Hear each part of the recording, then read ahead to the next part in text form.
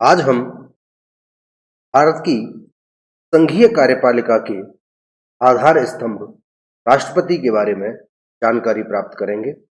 मैं दिलीप सिंह, सहायक आचार्य राजनीति विज्ञान, राजकीय कन्या महाविद्यालय झालावाड़, इस ई व्याख्यान के अंतर्गत आपके समक्ष राष्ट्रपति के बारे में जानकारी लेकर प्रस्तुत। भारत का राष्ट्रपति भारत गणराज्य का कार्यपालक अध्यक्ष है। संघ के सभी कार्यपालक कार्य उसके नाम से किए जाते हैं। अनुच्छेद 53 के अनुसार संघ की कार्यपालिका शक्ति राष्ट्रपति में निहित की गई है और उसे देश का प्रथम नागरिक बनाया गया है। भारत का राष्ट्रपति होने के लिए भारत का नागरिक होने के अतिरिक्त यह भी आवश्यक है कि वह भारत के नागरिक के रूप में उसे जन्मजात नागरिकता प्राप्त हो, अर्थात यदि कोई व्यक्ति भारत का नागरिक अर्जित होने के आधार पर बना है या उसने भारत की नागरिकता अर्जित की है तो वह भारत के राष्ट्रपति पद के लिए योग्य नहीं है। अब प्रश्न उठता है कि भारत को गणराज्य क्यों कहा गया है। 26 जनवरी 1950 को संविधान के अस्तित्व में आने के साथ ही देश ने संप्रभु लोकतांत्रिक गणराज्य के रूप में नई यात्रा प्रारंभ की। इस प्रकार गणराज्य की परिभाषा के अनुसार गणराज्य से आशय है कि राष्ट्र का मुखिया निर्वाचित हो, जिसे भारत में राष्ट्रपति कहा गया है। सिद्धांत के रूप में देखें तो राष्ट्रपति को भारतीय संविधान द्वारा पर्याप्त रूप से शक्ति संपन्न बनाया गया है, किंतु व्यवहार में राष्ट्रपति के पद में निहित अधिकांश अधिकार या शक्तियां वास्तव में प्रधानमंत्री की अध्यक्षता वाली मंत्रिपरिषद के द्वारा ही प्रयोग में ली जाती है। भारतीय संविधान का अनुच्छेद 52 राष्ट्रपति के पद का प्रावधान करता है, जिसके अंतर्गत कहा गया है कि भारत का एक राष्ट्रपति होगा। 15 अगस्त 1947 को भारत को ब्रिटेन के आधिपत्य से मुक्ति मिली और अंतरिम व्यवस्था के रूप में भारत को डोमिनियन स्टेट्स या अधिराज्य की स्थिति प्रदान की गई। यह भी तय हुआ कि भारत के गवर्नर जनरल को भारत की अंतरिम सरकार के प्रधानमंत्री की सलाह पर नियुक्ति प्रदान की जाए। British viceroy Lord Mountbatten Bharat के पहले गवर्नर जनरल बने और उन्होंने कुछ समय बाद ही यह पद सी राजगोपालाचारी को सौंप दिया।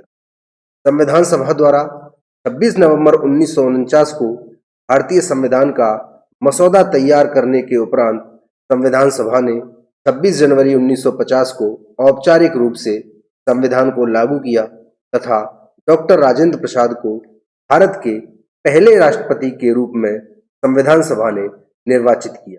यहाँ यह भी उल्लेखनीय है कि तत्कालीन संविधान सभा भारत की अंतरिम संसद के रूप में भी कार्य कर रही थी और उसी अंतरिम संसद की हैसियत से ही उसने डॉक्टर राजेंद्र प्रसाद को राष्ट्रपति चुना था। इसके अतिरिक्त गवर्नर जनरल के पद को निर्वाचित राष्ट्रपति के पद द्वारा प्रतिस्थापित कर दिया गया। राष्ट्रपति को प्राप्त परिलब्धियां। भारत का राष्ट्रपति नई दिल्ली स्थित राष्ट्रपति भवन में निवास करता है, जिसे रायसीना हिल के नाम से भी जाना जाता है।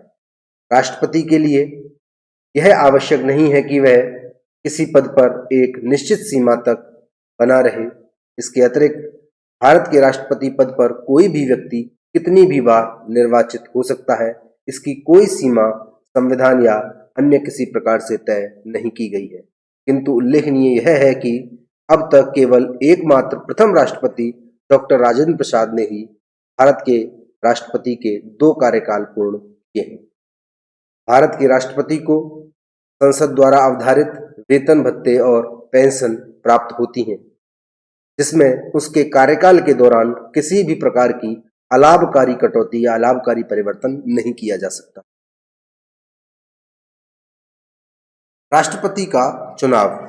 भारत के राष्ट्रपति का चुनाव अनुच्छेद 55 में उल्लेखित आनुपातिक प्रतिनिधित्व की एकल संक्रमणीय मत प्रणाली के द्वारा होता है। किंतु यहाँ यह जान लेना आवश्यक है कि भारतीय संविधान का अनुच्छेद 54 राष्ट्रपति के निर्वाचन के लिए निर्वाचक मंडल की व्यवस्था करता है। अर्थात भारत के राष्ट्रपति का चुनाव प्रत्यक्ष निर्वाचन के द्वारा नहीं होकर अप्रत्यक्ष निर्वाचन के द्वारा होता है और इसके लिए एक निर्वाचक मंडल की व्यवस्था अनुच्छेद 54 में की गई है। अनुच्छेद 54 के अंतर्गत यह अवधारित या तय किया गया है कि राष्ट्रपति के निर्वाचक मंडल में संसद के दोनों सदनों, लोकसभा एवं राज्यसभा के समस्त निर्वाचित सदस्य एवं राज्यों की विधानसभाओं के निर्वाचित सदस्य ही भाग लेंगे। अर्थात राष्ट्रपति का निर्वाचन संसद के दोनों सदनों और राज्य विधानसभाओं के निर्वाचित सदस्यों के द्वारा ही किया जाता है। इन दोनों सदनों या विधानसभाओं में ऐसे सदस्य जिनका मनोनयन किया गया है वे राष्ट्रपति के निर्वाचन में भाग लेने हेतु अनुमत या अधिकृत नहीं है। राष्ट्रपति को भारत के संसद के दोनों सदनों तथा राज्य विधानसभाओं के निर्वाचित सदस्यों द्वारा 5 वर्ष की अवधि के लिए चुना जाता है। वोट आवंटित करने के लिए एक फॉर्मूला इस्तेमाल किया गया है ताकि हर राज्य की जनसंख्या और उस राज्य से विधानसभा के सदस्यों द्वारा वोट डालने की संख्या के बीच एक निश्चित अनुपात रहे और राज्य विधानसभाओं के सदस्यों एवं सांसदों के बीच एक समानुपात बना रहे।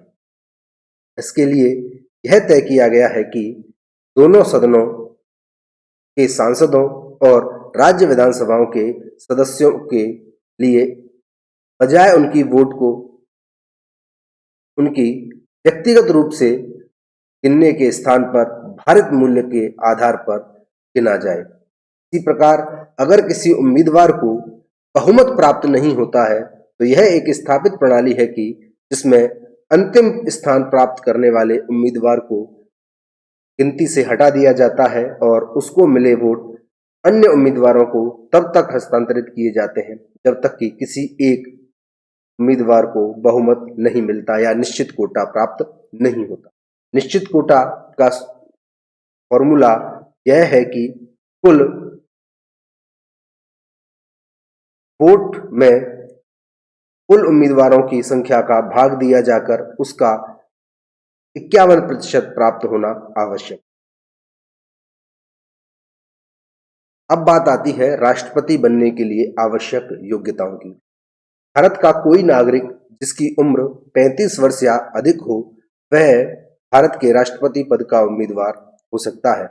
राष्ट्रपति पद के लिए उम्मीदवार को लोकसभा का सदस्य बनने की योग्यताएं होनी चाहिए और सरकार के अधीन कोई लाभ का पद धारण किया हुआ नहीं होना चाहिए।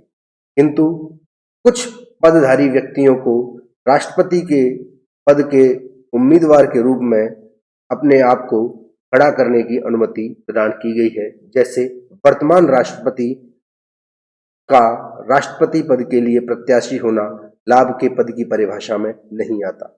इसी प्रकार वर्तमान उपराष्ट्रपति या किसी राज्य का राज्यपाल या संघ या किसी राज्य का मंत्री भी इस लाभ के पद की परिभाषा के अंतर्गत नहीं आते हैं और ये व्यक्ति या ये पदधारी भी राष्ट्रपति के पद के लिए प्रत्याशी होते हैं।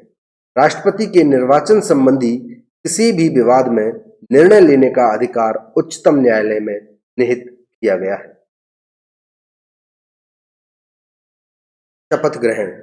भारतीय संविधान यह प्रावधान करता है कि अनुच्छेद 60 के अंतर्गत प्रत्येक राष्ट्रपति अपना पद ग्रहण करने से पहले देश के मुख्य न्यायमूर्ति या उसकी अनुपस्थिति में सर्वोच्च न्यायालय के किसी अन्य वरिष्ठतम न्यायाधीश के समक्ष शपथ लेगा और उस पर हस्ताक्षर करेगा।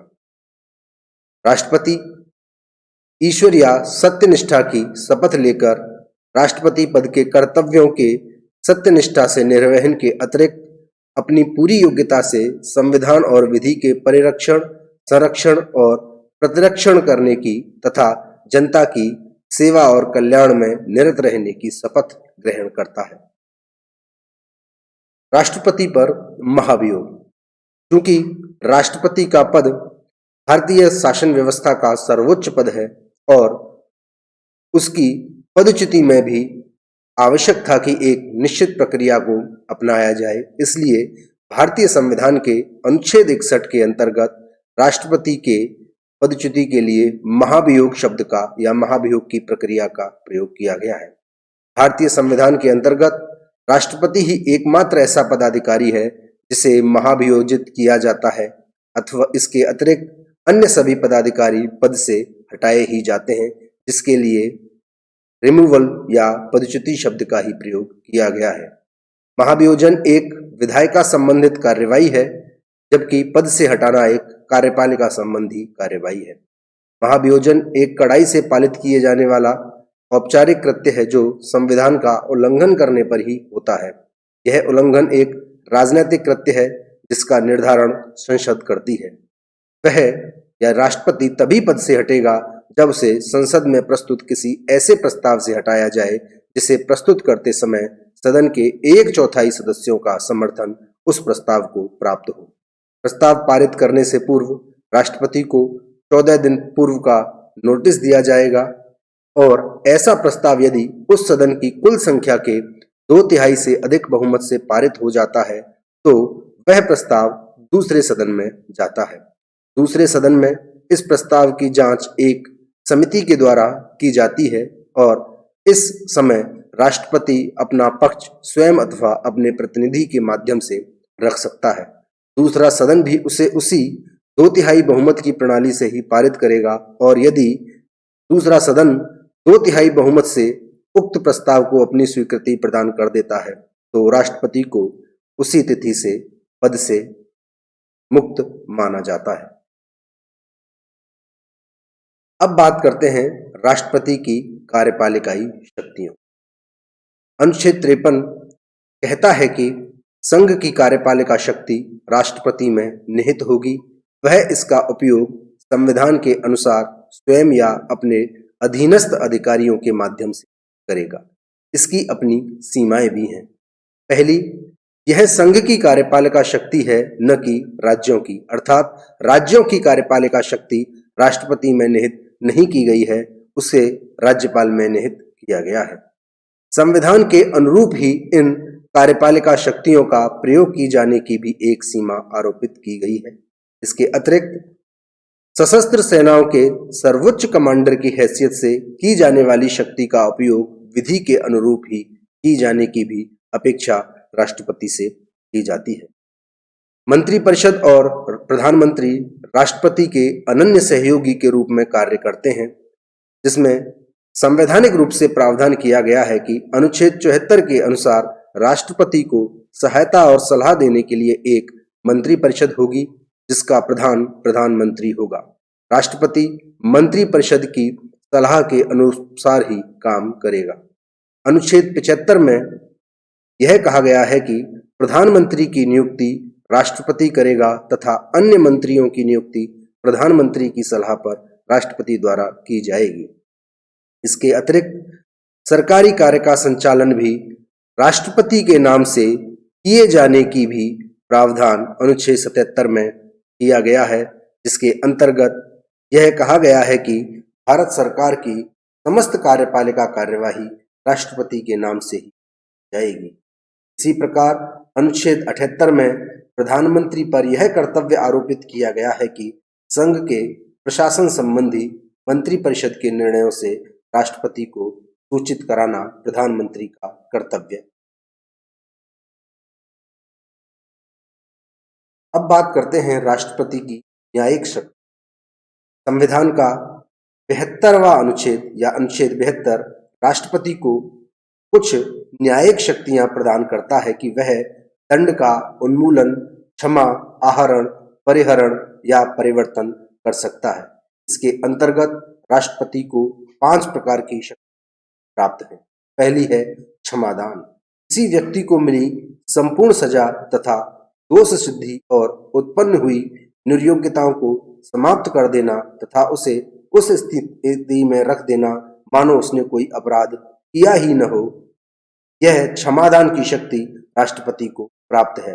यह क्षमादान का लाभ पूर्णतः अथवा आंशिक रूप से मिलता है तथा सजा देने के बाद अथवा उससे पहले कभी भी यह क्षमादान दिया जा सकता है। इसके अतिरिक्त राष्ट्रपति को दूसरी न्यायिक शक्ति प्राप्त है, लघुकरण। दंड की प्रकृति कठोर से हटाकर नम्र कर देना ही लघुकरण कहलाता है। जैसे सश्रम कारावास को सामान्य कारावास में। इसी प्रकार किसी दंड की अवधि को घटा देना परिहार कहलाता है, किंतु उस दंड की प्रकृति नहीं बदली जाती। इसी प्रकार विराम के अंतर्गत दंड में कमी ला देना या यह विशेष आधार पर मिलती है, जैसे गर्भवती महिला आदि की सजा में कमी करना।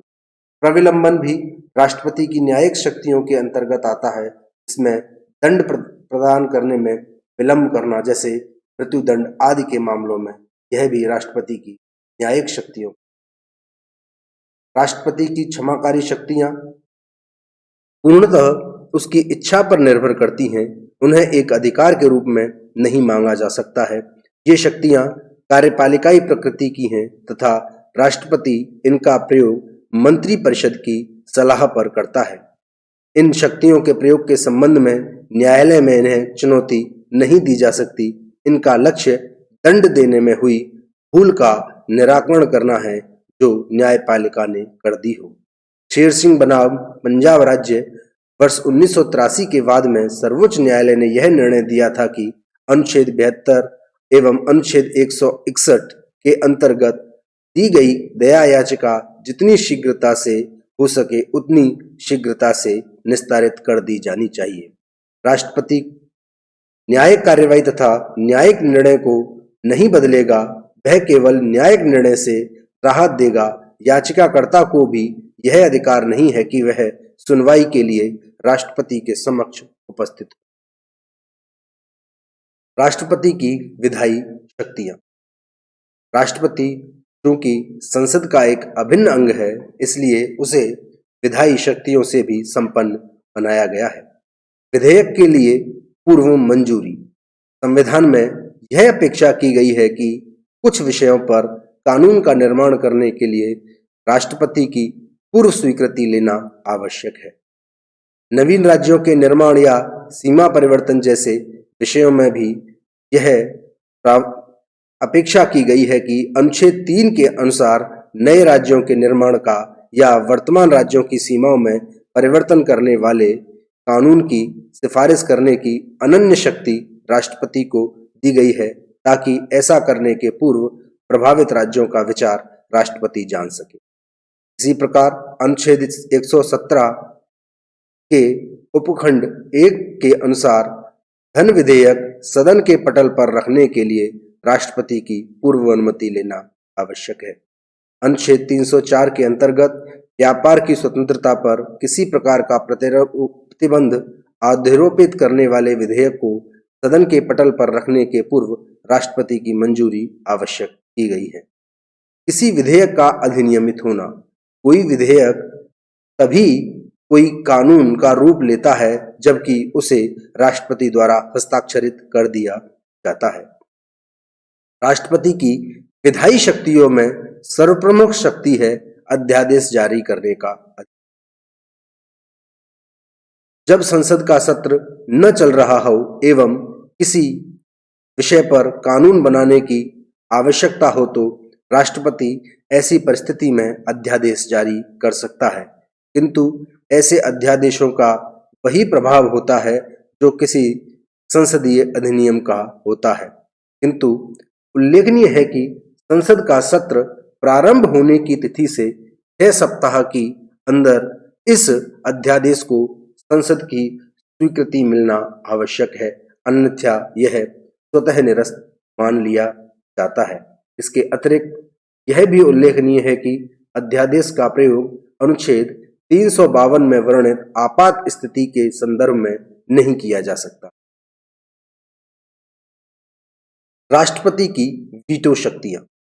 विधायिका की किसी कार्यवाही को विधि बनने से रोकने की शक्ति वीटो शक्ति कहलाती है। भारतीय संविधान में राष्ट्रपति को 3 प्रकार की वीटो शक्तियां प्रदान की गई हैं। पूर्ण वीटो, निर्धारित प्रक्रिया से पास बिल जब राष्ट्रपति के पास आए और वह संविधान संशोधन बिल न हो तो वह अपनी स्वीकृति या अस्वीकृति की घोषणा कर सकता है।